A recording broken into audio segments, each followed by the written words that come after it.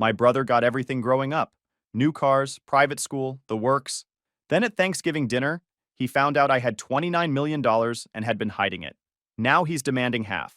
Hey Reddit, my golden child brother just discovered I'm worth $30 million dollars and thinks he deserves half because we're family. The meltdown that followed was absolutely nuclear. Buckle up because this story is long, messy, and absolutely satisfying. I'm 34 male, the oldest of two kids. My brother Tyler, 29 male, has been the family favorite since birth. Not exaggerating, from the moment this kid existed, my parents acted like they'd won the lottery. Meanwhile, I was basically the trial run they tolerated while waiting for the real star to arrive. Let me paint you a picture of what favoritism looks like when it's not even trying to hide itself. Growing up, the favoritism wasn't subtle. It was aggressive, in your face, documented on social media obvious. Tyler got a brand new Honda Accord for his 16th birthday, with a giant bow on top. My parents invited the whole neighborhood to watch him unwrap it like some kind of car reveal party. Posted about 50 photos on Facebook with captions about how proud they were of their amazing son and how he deserved this for being such a wonderful young man. The party lasted 4 hours. They hired a catering company, had balloons and a banner. My dad gave this speech about Tyler's bright future and how the car was just the beginning of all the great things coming his way. People clapped. Tyler cried. Mom cried. It was like watching a graduation ceremony for getting a car. My 16th birthday? Got a used bicycle from Craigslist that was 2 sizes too small. No party, no Facebook posts, just happy birthday over breakfast before Dad left for work. The bike had rust on the chain and a seat that wouldn't stay level. When I pointed out the seat issue, Dad said it would build character to ride it as is. I rode that thing for 2 years before the frame cracked, and when it finally broke, I had to save up my own money from mowing lawns to replace it. The contrast wasn't lost on anyone. My friends' parents would see Tyler's new car parked in our driveway, and then see me riding that janky bike and ask questions. My parents' explanation was always some variation of, "We believe in teaching different lessons to different kids based on their needs." Translation: Tyler deserves nice things and you don't. But the car was just the beginning of the inequality show. Tyler went to this fancy private school across town called Westmont Academy. 15 grand a year, small class sizes, college prep everything. The campus looked like something from a movie. Actual ivy on brick buildings, a library with leather chairs, a cafeteria that served real food instead of mystery meat. They had robotics clubs, debate teams, AP classes taught by people with actual PhDs. Parents paid extra for SAT boot camps built into the curriculum. I went to Lincoln Public High School where the ceiling tiles leaked when it rained and half the textbooks were from the 90s. Our library was one room with books that hadn't been updated since before I was born. The chemistry lab had equipment so old our teacher would apologize before demonstrations. We had one guidance counselor for 400 students. College prep meant a bulletin board with pamphlets about community colleges. When I asked why Tyler got private school and I didn't, Mom sat me down at the kitchen table with this serious expression, like she was about to explain quantum physics. She explained that Tyler needed the extra academic support because he was gifted and required specialized attention to reach his full potential. Said he had a different learning style that required individualized instruction that public school couldn't provide. Gifted. This kid barely graduated with a 2.6 GPA from that expensive private school, while I maintained a 3.9 at my underfunded public school working twice as hard. Tyler's idea of studying was skimming SparkNotes 10 minutes before class. He'd come home and Mom would help him with his homework, actually do most of it while Tyler played video games in the same room. Meanwhile, I'd be up until midnight working through calculus problems from a textbook so outdated it still referenced cassette tapes as modern technology. Asked my parents for a tutor once because I was struggling with chemistry. Dad said tutors were expensive and I should figure it out by asking my teachers for help. Except my teachers had 150 students each and no time for individual attention. But sure, Tyler was the one who needed special attention. The double standards were everywhere and impossible to ignore. Tyler got name brand everything. Nike shoes, North Face jackets, designer jeans that cost more than my monthly lunch budget. I got whatever was on clearance at the outlet mall, usually 2 sizes too big so I could grow into it. Wore the same 3 shirts in rotation all through high school, because that's what I could afford with my lawn mowing money. Tyler's birthday parties had themes and decorations and catered food. For his 13th birthday, they rented out a section of the local arcade and invited his entire grade. Professional decorations, custom cake from an actual bakery, goodie bags for every guest. The whole event probably cost more than a mortgage payment. Mine were sheet cake from the grocery store, if anyone remembered at all. Most years, my birthday just passed without acknowledgement until someone mentioned it 3 days later. Oh, was that this week? Well, happy belated birthday. No party, no gifts, no celebration. Just another Tuesday that happened to be the day I was born. When Tyler made the JV basketball team sophomore year, despite being terrible at basketball, my parents bought season tickets and attended every single game. Brought signs with his jersey number, cheered loud enough to embarrass him, posted highlight reels on social media. Tyler played maybe 5 minutes total per game, mostly garbage time when the outcome was already decided, but you'd think he was an NBA prospect from how they carried on.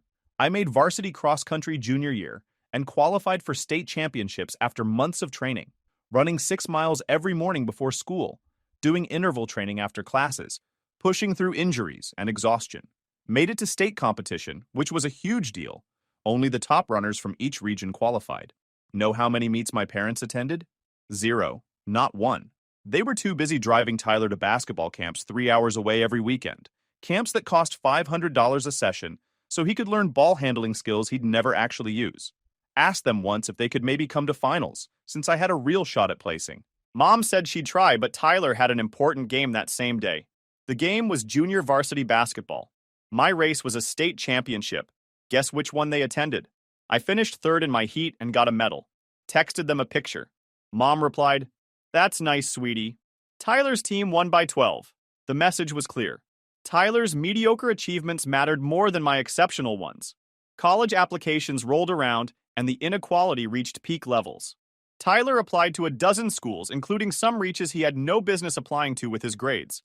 Schools like USC and Boston University that required a 3.5 plus GPA and strong test scores.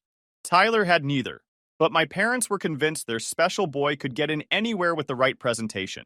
They hired this private admissions consultant named Jennifer, who charged $200 an hour to help polish his essays and strategize his applications. Jennifer worked with Tyler for 6 months, meeting twice a week, basically writing his essays for him and coaching him on interview techniques.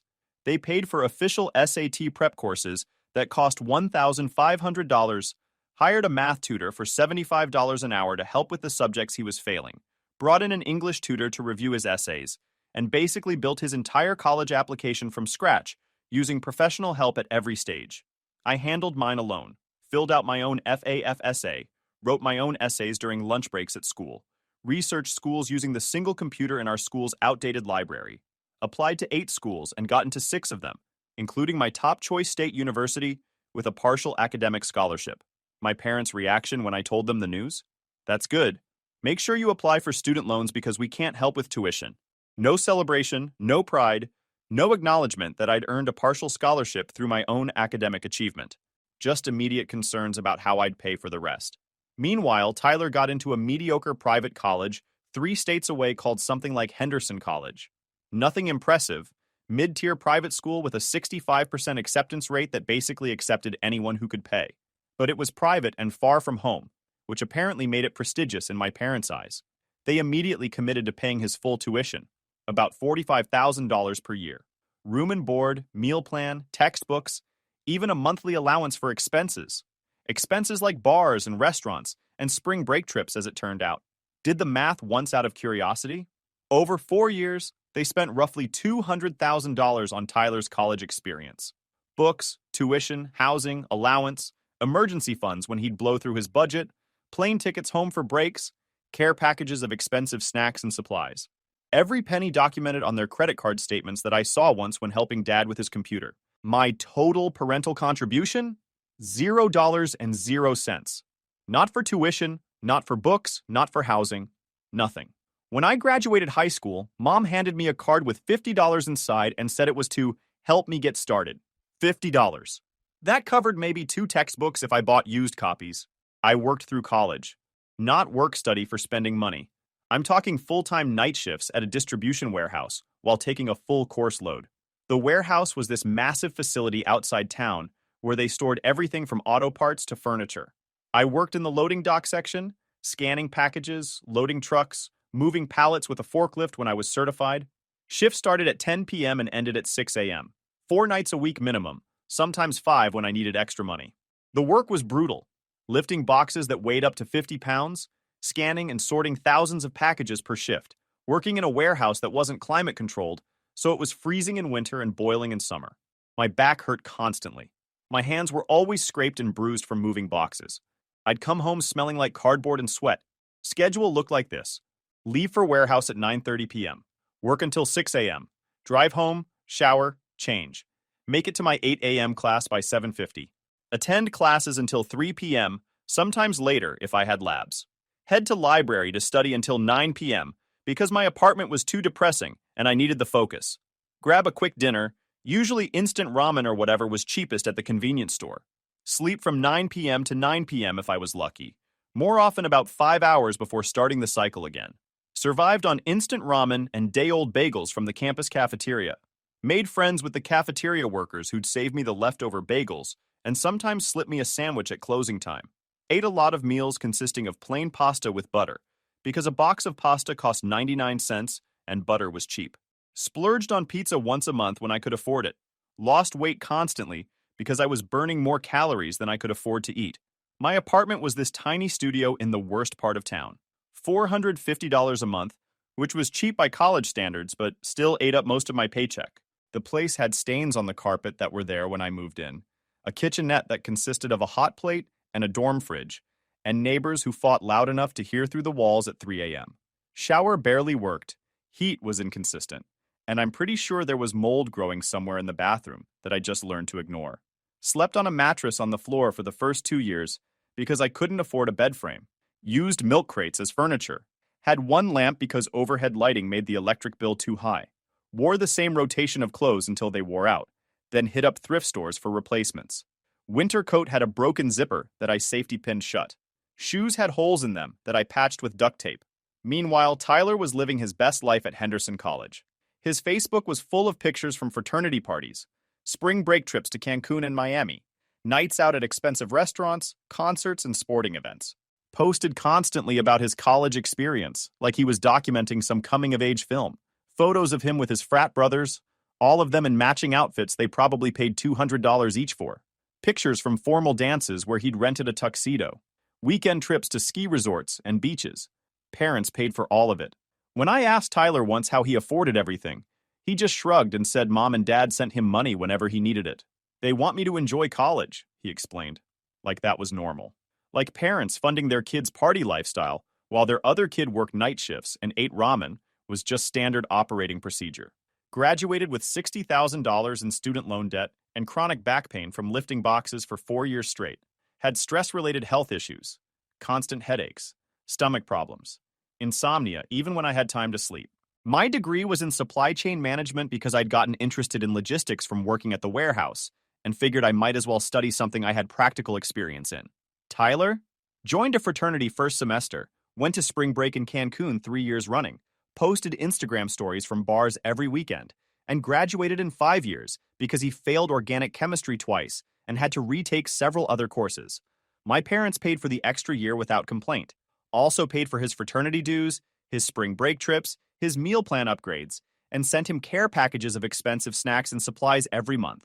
Probably dropped another $250,000 on him across those 5 years when you added everything up. After graduation, things somehow got worse before they got better. Tyler moved back home rent-free while finding himself and exploring opportunities.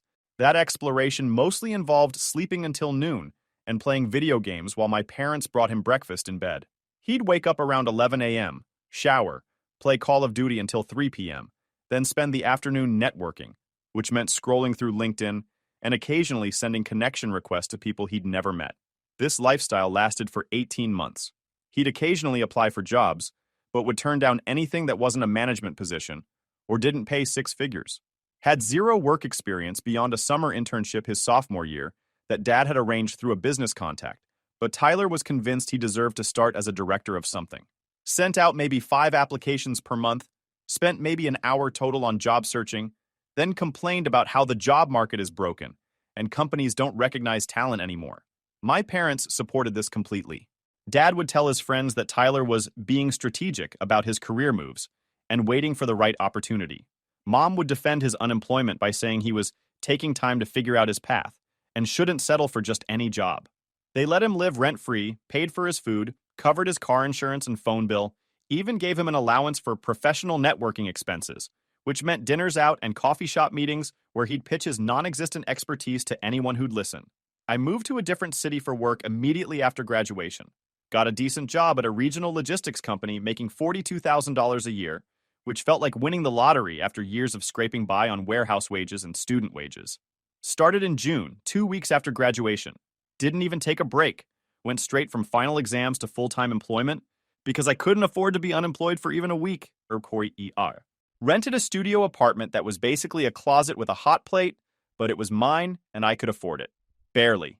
After rent, $800, student loans, $650, utilities, $100, car insurance, $120, gas, $80, and food, $200 if I was careful. I had maybe $200 left per month for everything else. Clothes, emergency expenses, any kind of life beyond basic survival, all had to come from that $200 buffer. Ate store-brand cereal for dinner most nights, because after paying rent and loans, there wasn't much left.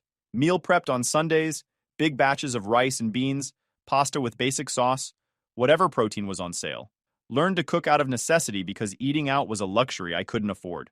Bought a rice cooker at a thrift store for $5, and that thing saved me hundreds of dollars over the years. My parents never visited, not once in 3 years. Too busy catering to Tyler's various ventures that all required startup capital they happily provided. He tried day trading for 6 months, convinced he could make millions from his childhood bedroom. Dad gave him $15,000 to invest. Tyler lost it all within 4 months on bad crypto bets and penny stocks that tanked. Parents' response? Well, that's how you learn. He tried starting a protein shake MLM next. Signed up as a distributor, bought $8,000 worth of inventory that he stored in the garage, spent 3 months trying to get his friends to buy overpriced nutrition products, made maybe $200 in sales before giving up. Parents ate the loss. Literally, they were drinking protein shakes for a year trying to use up the inventory. Then came the social media consulting business. Tyler created a website and business cards, called himself a digital marketing strategist, despite having 0 clients or proven results. Parents paid $5,000 for the website design, logo creation, and initial marketing materials. Tyler posted about his business constantly on social media, sharing articles about social media trends with commentary like, "This is exactly what I've been saying." Got 0 clients in 8 months before quietly abandoning the business and moving on to the next scheme. Every family gathering became a Tyler appreciation event. Thanksgiving conversations revolved around his latest business idea. Christmas was about his needs and wants. Easter dinner was spent discussing his job search and how companies just didn't understand his vision. Family members would ask him about his plans and nod along like he was sharing groundbreaking business insights instead of half-formed ideas he'd read on entrepreneur blogs. Meanwhile, I'd get maybe 5 minutes of attention if I was lucky. How's work? Fine. That's good. Then right back to Tyler's saga.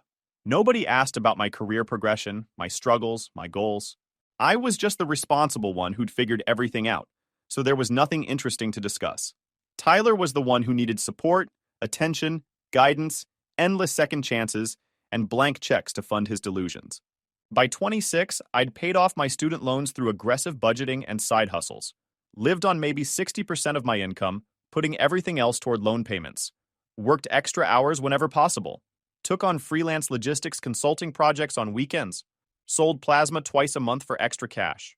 Did whatever it took to get that debt eliminated because I was tired of watching a chunk of every paycheck disappear to interest. Started investing small amounts in index funds, learning everything I could about personal finance from library books and free online resources. Read every personal finance book I could get my hands on. Stuff about compound interest, tax-advantaged accounts, diversification strategies. Learned about Roth IRAs, 401k matching, the difference between growth and value investing. Started with maybe $100 a month in investments, gradually increasing as my income grew and my expenses stayed flat. Lived below my means consistently. Drove a 10-year-old sedan that I maintained myself after learning basic car repair from YouTube videos. Cooked all my meals at home.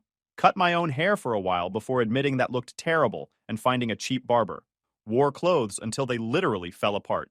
Every bonus and raise went straight into savings and investments. Most months I could save 40% of my income by just refusing to inflate my lifestyle as my income increased. At 28, everything changed. got recruited by a tech startup called something like Streamlogics. They were trying to revolutionize supply chain management for e-commerce companies, but their logistics were a mess. Shipments constantly delayed, inventory management was basically guesswork, customer satisfaction was in the toilet. They needed someone to build out their supply chain logistics from scratch, someone who understood both the tech side and the practical warehouse operations side. The salary was good, about $85,000, nearly double what I'd been making. But the real draw was the equity package. 2% of the company if I could make their distribution network actually function. 2% doesn't sound like much until you do the math on what happens if the company succeeds. I negotiated hard for that equity, understanding that startup equity was either worth millions or worthless, depending on whether the company made it. Spent 18 months working 80-hour weeks, solving problems nobody else could figure out, building systems from the ground up, implemented new warehouse management software, reorganized their entire shipping strategy, negotiated better rates with carriers, trained their staff on proper procedures, turned their distribution network from a disaster into one of the most efficient systems in their market segment. Customer satisfaction went from 60% to 94%. Shipping times dropped by 40%. Costs decreased by 25%. The company got acquired by a major corporation when I was 30. Streamlogics had grown from struggling startup to legitimate player in the e-commerce logistics space, and a Fortune 500 company wanted their technology and client base. My equity package was suddenly worth $8 million. After taxes, I walked away with roughly $5.2 million in actual liquid assets. Didn't tell anyone. Kept living in the same modest apartment, driving the same old car, wearing the same clearance rack clothes. Invested most of it conservatively across index funds, bonds, and real estate investment trusts. Kept working because I actually enjoyed the challenge and wanted my wealth to keep growing. Started a diversified portfolio that grew steadily over the next few years. Didn't tell anyone.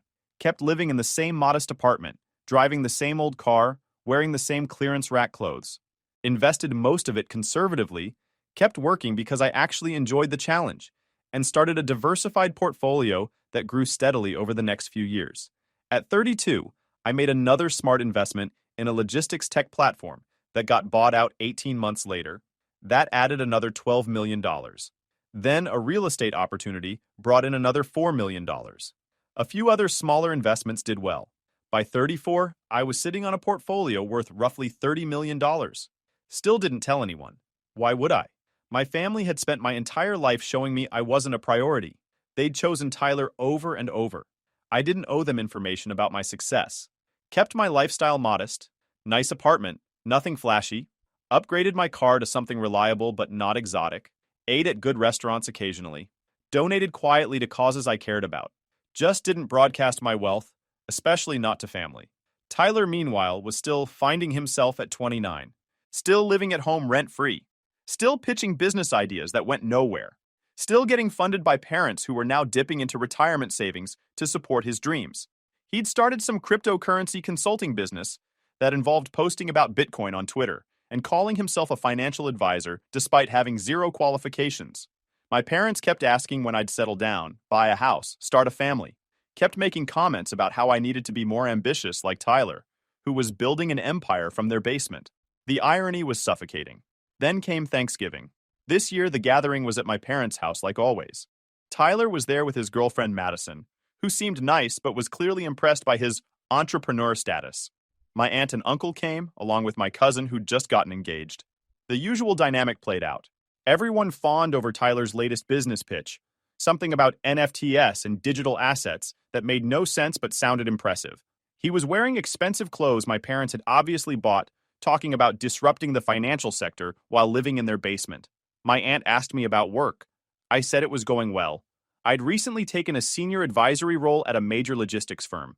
Before I could say more, Tyler jumped in with some comment about how traditional employment was dead and he was building generational wealth through decentralized finance.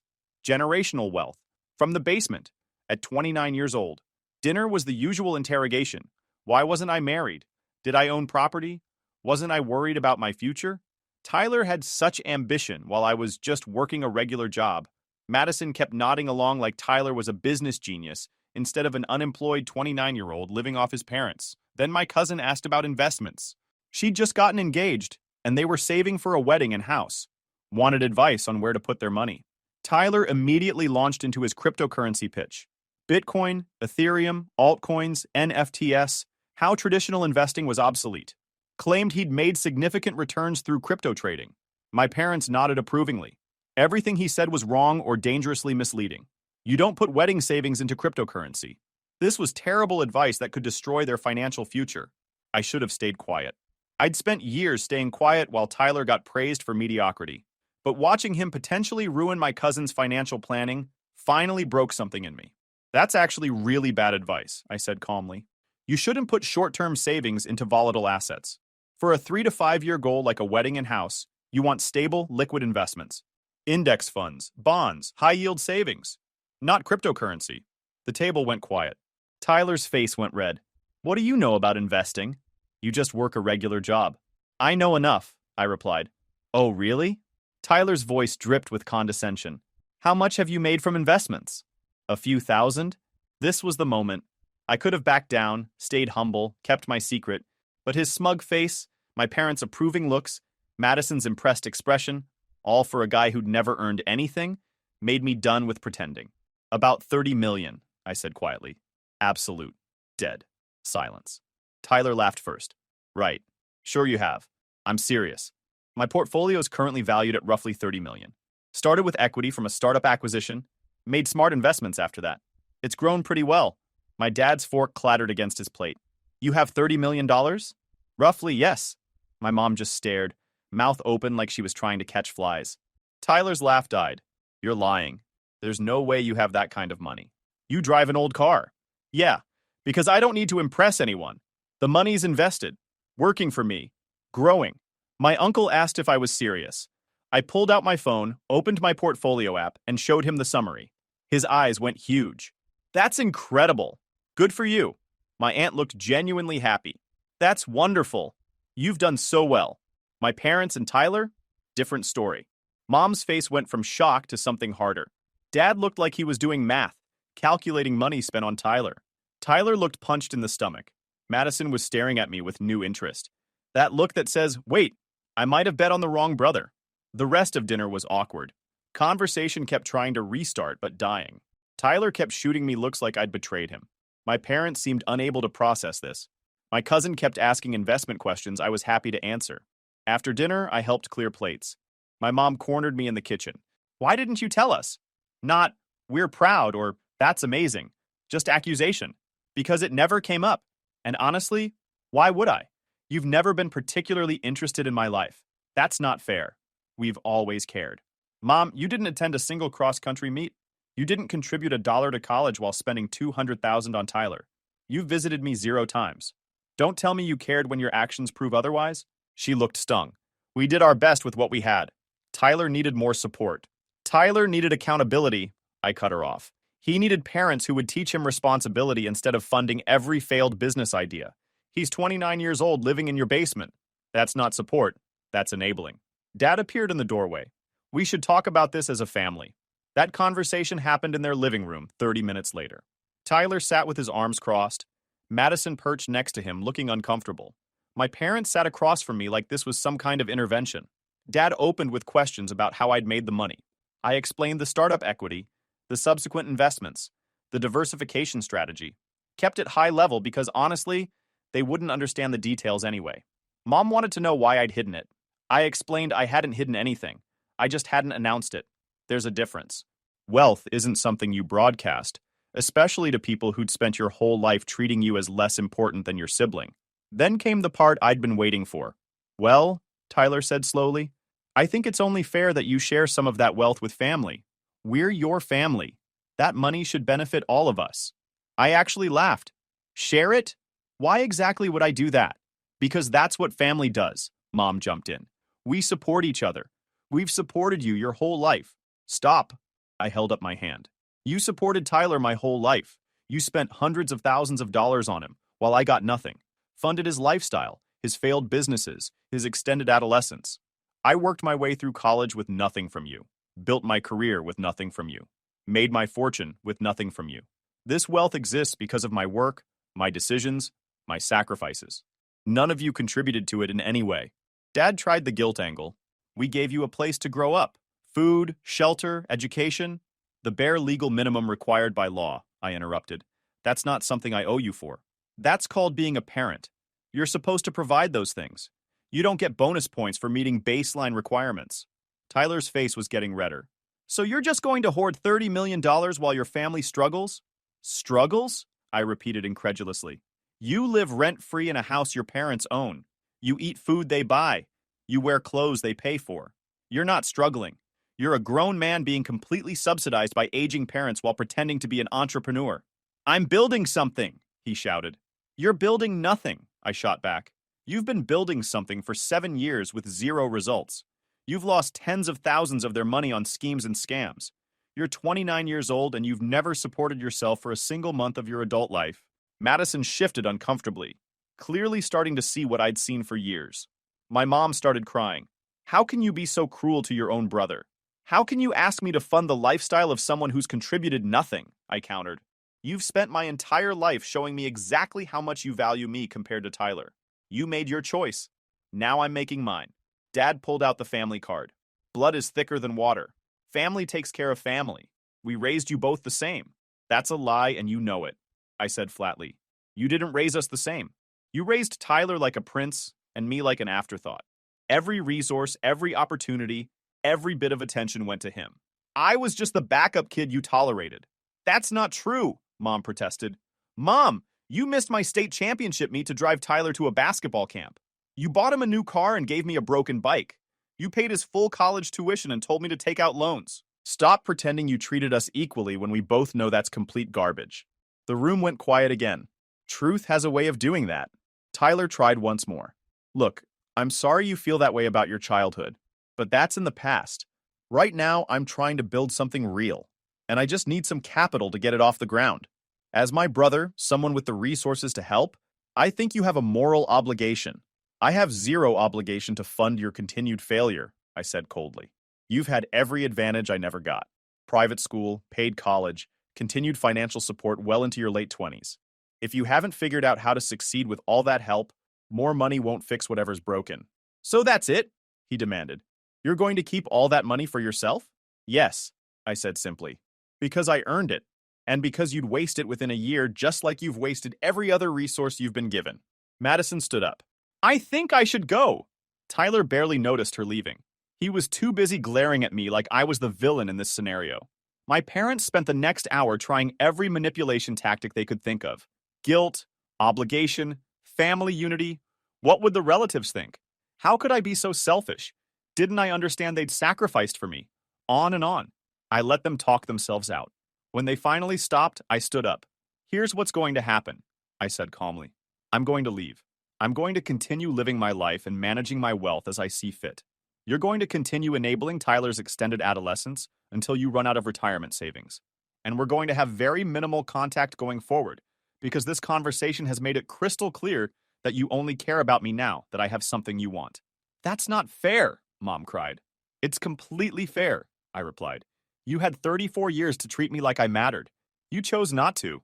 You don't get to suddenly pretend I'm important now that I have money. I walked toward the door. Tyler followed me. You're really going to do this? He asked. Just cut us off?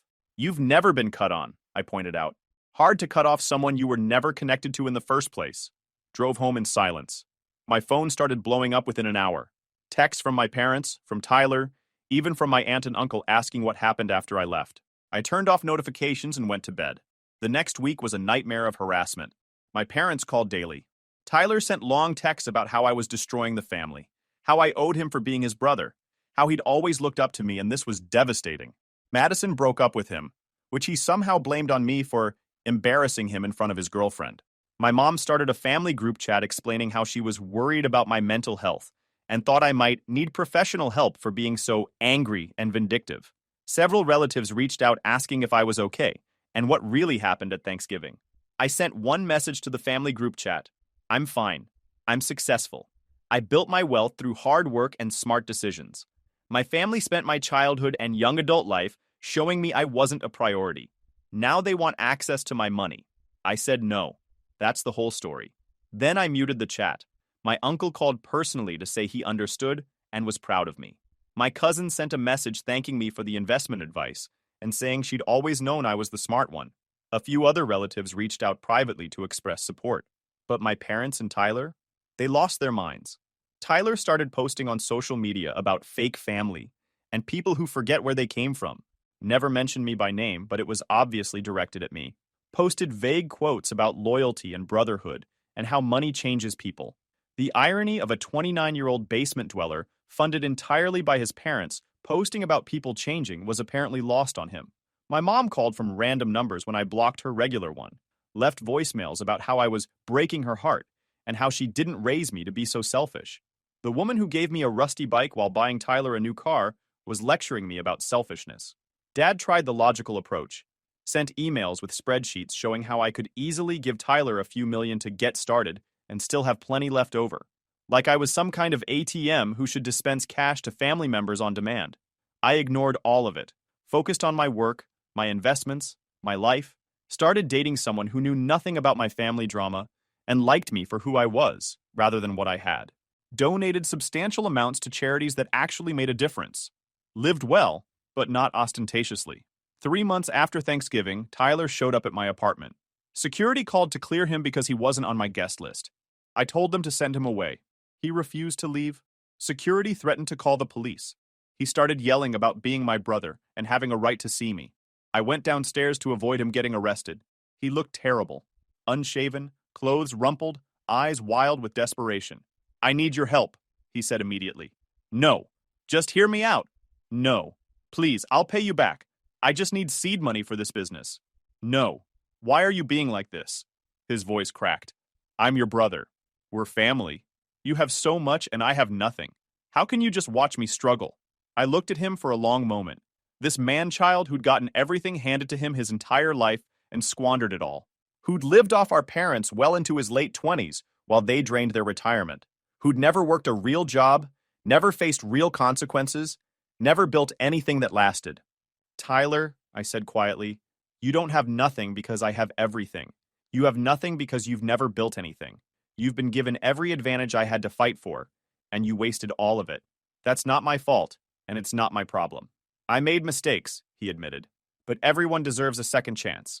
"You've had about 50 chances," I interrupted, "funded by mom and dad. None of them worked because you don't want to do the actual work. You want the result without the effort. That's not how life works. So you're just going to leave me with nothing?" His voice rose. "While you sit on $30 million? I'm going to leave you exactly where your choices left you," I corrected, "with the consequences of your decisions. Maybe experiencing actual hardship will teach you something that a lifetime of coddling couldn't." I turned to walk back inside. "I'll never forgive you for this," he shouted after me. "Good," I called back without turning around. "That makes us even." Haven't heard from him since. My parents still try occasionally. Birthday texts I don't respond to. Holiday cards with guilt-laden messages about family forgiveness. Random attempts to restart conversation that I ignore. Tyler apparently got a real job finally. Some entry-level position at a tech company. Living in a shared apartment with roommates.